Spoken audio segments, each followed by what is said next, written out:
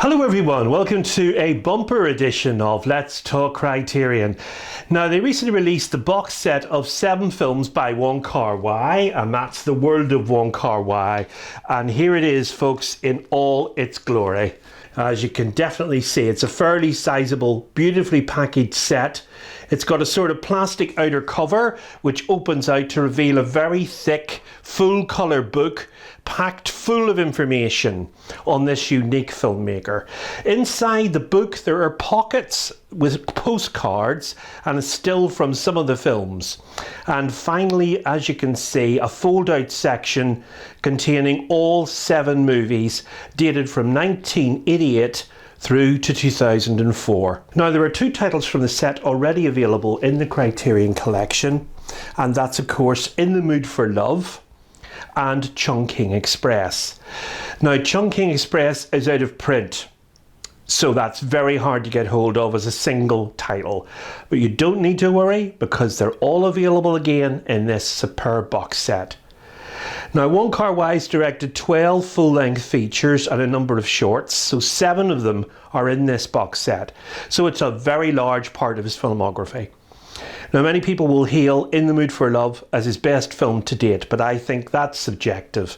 I personally love Chungking Express with its use of fast camera work to convey a city whirling around the central protagonists in the film. WKW, I refer to him this way from now on, has also taken the opportunity to reframe a few of his films as he originally intended them to be seen, as well as adjusting the colour timing on the picture itself, and that's to enhance them further. And I must agree, they definitely look excellent. But for most of the purists out there, the original prints are still available on the physical disc. Each film is a new 4K restoration, supervised personally by WKW himself, and although Criterion don't do 4K releases as of yet, they certainly look absolutely stunning on my LG CX TV.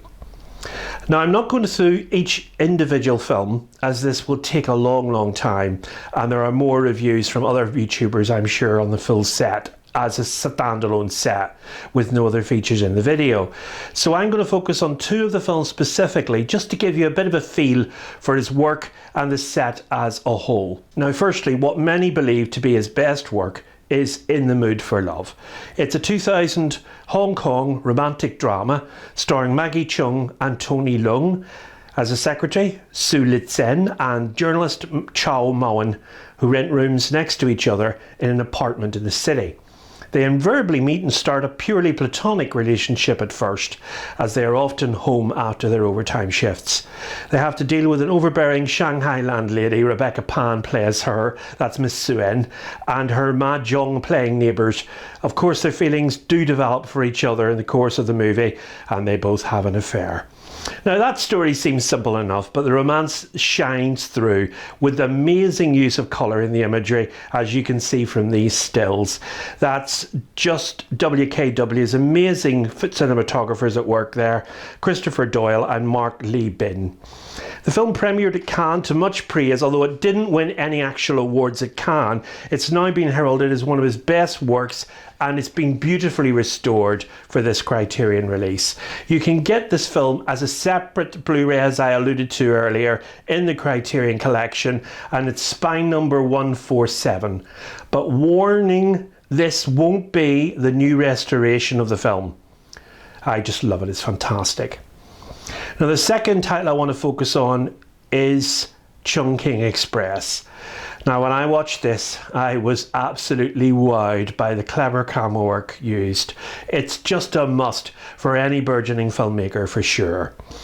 Made in 1994, Chungking Express is 2 stories told in sequence, each about a lovesick Hong Kong policeman mulling over his relationship with a woman.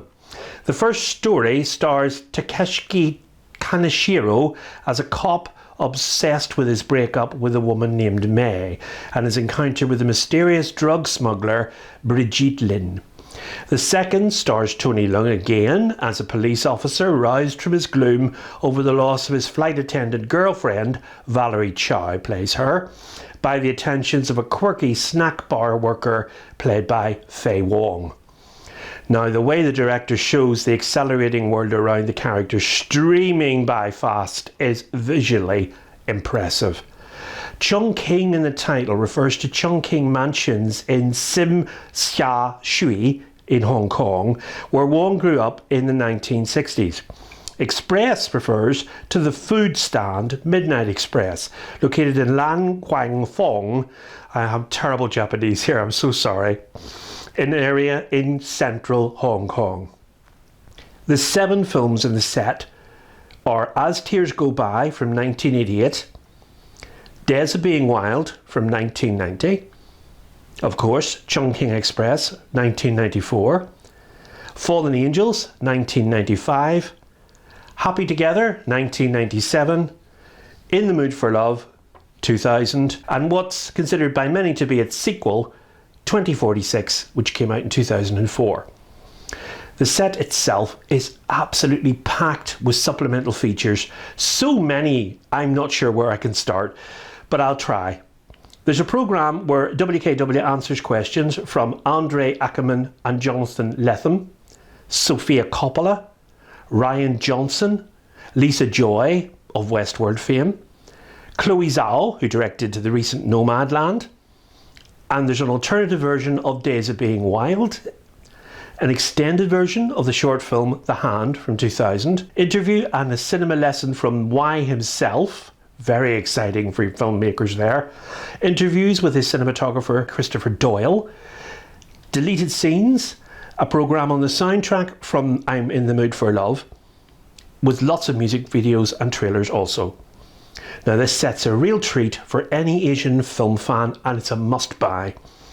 It's out already in the US, it's just come out in the last few days, and the UK will get the set at the end of May. It's priced at £150 in the UK, but it's worth every penny, I can tell you that now. No spine number on the set. That's the world of Wong Kar-wai. Whew, I'm finished. I can't wait to see all 7 of these movies. Fantastic. Moving on, we have the latest releases for March in the UK and the US, starting with Defending Your Life. That's directed by Albert Brooks. Albert Brooks is a well-established comic writer and director. I loved his performance in Broadcast News with Holly Hunter and William Hurt. In Defending Your Life, he plays a man who dies and goes to an in-between place, that's between heaven and earth, so his life can be evaluated.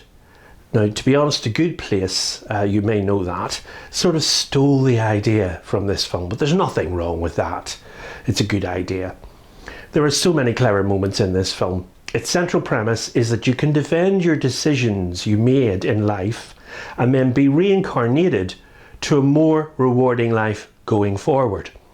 Meryl Streep, Rip Torn, the brilliant Lee Grant and Buck Henry star, and there's even a cameo from good old Shirley MacLaine, a very amusing sequence, that one. Defending Your Life is an easy watch and great fun. The other UK release is another Albert Brooks film, and that's Lost in America. Now this has been out for a wee while in the US collection. He stars alongside Julie Hegarty from the Airplane films. She is very, very funny. There's a couple called the Hards, and they decide to quit their jobs because he didn't get his promotion and drive across America in a Winnebago. They leave Los Angeles with $100,000. You think plenty of money there, but that just doesn't last long at all. They have many comic mishaps and misjudgments along the way. Brooks co-wrote the popular film with Monica Johnson, and there's a great monologue in the film by Brooks which you just have to see. So funny. It's a very enjoyable watch, and there's lots of chuckles for you in store with that. Now, both these releases, Defending Your Life and Lost in America, are out at this moment in the UK Criterion collection. Now, on to some recent purchases, starting with the charming Cary Grant, Katharine Hepburn and James Stewart in The Philadelphia Story. This is a charming Hollywood classic I picked up in the 2 for $25 sale. It's directed by the master filmmaker George Cukor and sees this trio in another fast-talking comedy in the style of Bringing Up Baby. Grant and Hepburn were a match made in heaven for Hollywood, as Hepburn had a fast, no-nonsense, almost snappy delivery style against Grant's more sedate style. It's based on a Broadway play by Philip Barry, and it's about a socialite whose wedding plans are complicated by the simultaneous arrival of her ex-husband and a tabloid magazine journalist. The socialite character of the play, performed by Hepburn in the film, is actually based on a real-life character called Helen Hope Montgomery Scott. She was a Philadelphian socialite known for her high jinks, and she married a friend of the playwright Barry. Now, this film's absolutely delightful. It just rolls along at high speed. Nominated for 6 Academy Awards. The film actually won 2. That's one for James Stewart for Best Actor, for Best Adapted Screenplay. MGM remade the film in 1956, and you may know the title. It was called High Society. It was a musical, of course, starring Bing Crosby, Grace Kelly and Frank Sinatra. But I have to say, James Stewart gives an amazing performance in this as the reporter Macaulay Mike Connor. That is The Philadelphia Story by George Cukor. Now, I'm so excited for the next title because I'm such a big follower of Mike Leigh. Have all his other titles in the Criterion collection. That's Naked, Topsy Turvy, Meantime and Life is Sweet. He is a prolific British director. He started with television with cult classics Abigail's Party before he moved on to films, and his most recent film was Peterloo. Now, Secrets and Lies is one of his best works in my opinion.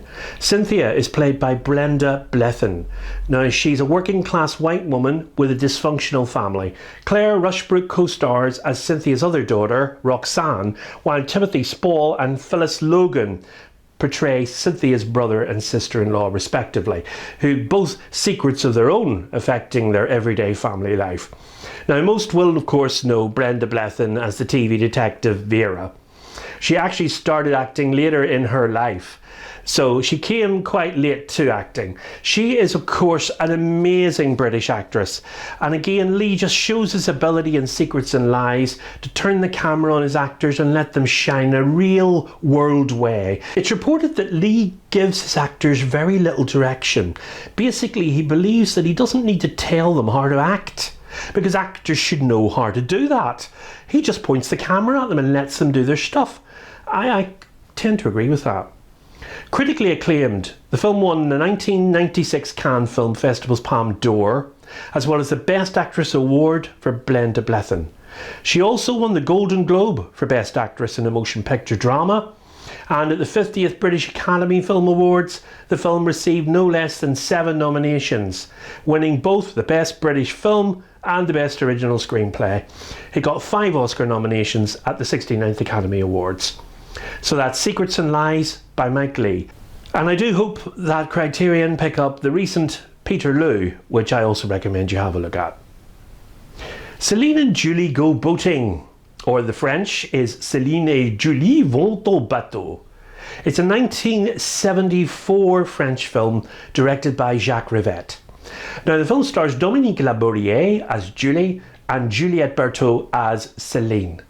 It's exuberant, inventive and utterly enchanting as one of the films of the French New Wave, in which Julie Labourière, a daydreaming librarian, meets Celine, played by Berthaud, an enigmatic magician, and together they become the heroines of a time-warping adventure involving a haunted house, psychotropic candy and a murder mystery melodrama. Wow! It incorporates allusions from everything from Lewis Carroll to Louis Feuillade. Celine and Julie Go Boating is both one of the all-time great hangout comedies, and a real good magic theme runs throughout it. It works really well with its dreamlike visual.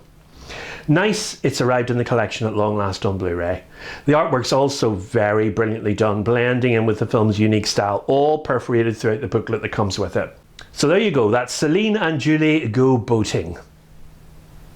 Now, the 70s brought us punk rock music. From about 1976. It started to take its form with its distinctive dress style and its brash, no-nonsense sound.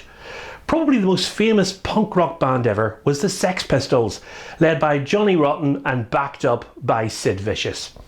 The film Sid and Nancy tells the story of the destructive, drug-fueled relationship with the lead guitarist of the band and his girlfriend Nancy Spungen in London and in the US. And of course, it ends with an implosive relationship and has a tragic end. Alex Cox, who brought us Repo Man, directs this very British telling of the tragic story of the two, with the excellent Gary Oldman in the role of Sid Vicious. The film also features supporting performances from David Heyman, Xander Barkley and the singer Courtney Love. Cox turns his anarchic filmmaking style on this explosive energy of this London punk scene and the degenerate streets of 70s New York, making for a depiction of excess and addiction.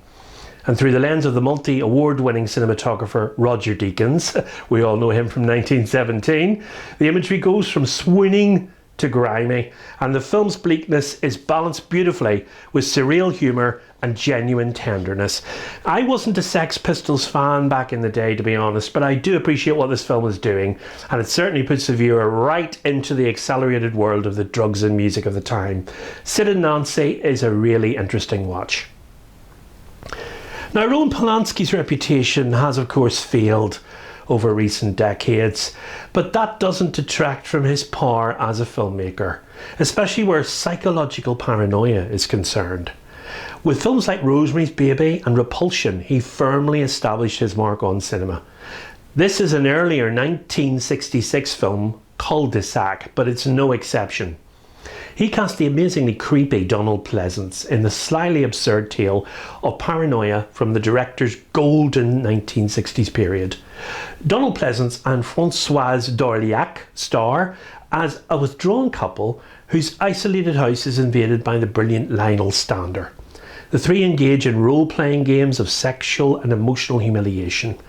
Cul de Sac's an evocative and claustrophobic film, a morbidly funny tale of a modern world in chaos. And it features a very young Jacqueline Bisset. Yes, that's Jacqueline Bisset from The Deep, credited in the film as Jackie Bisset, in a very small role, in her second film appearance.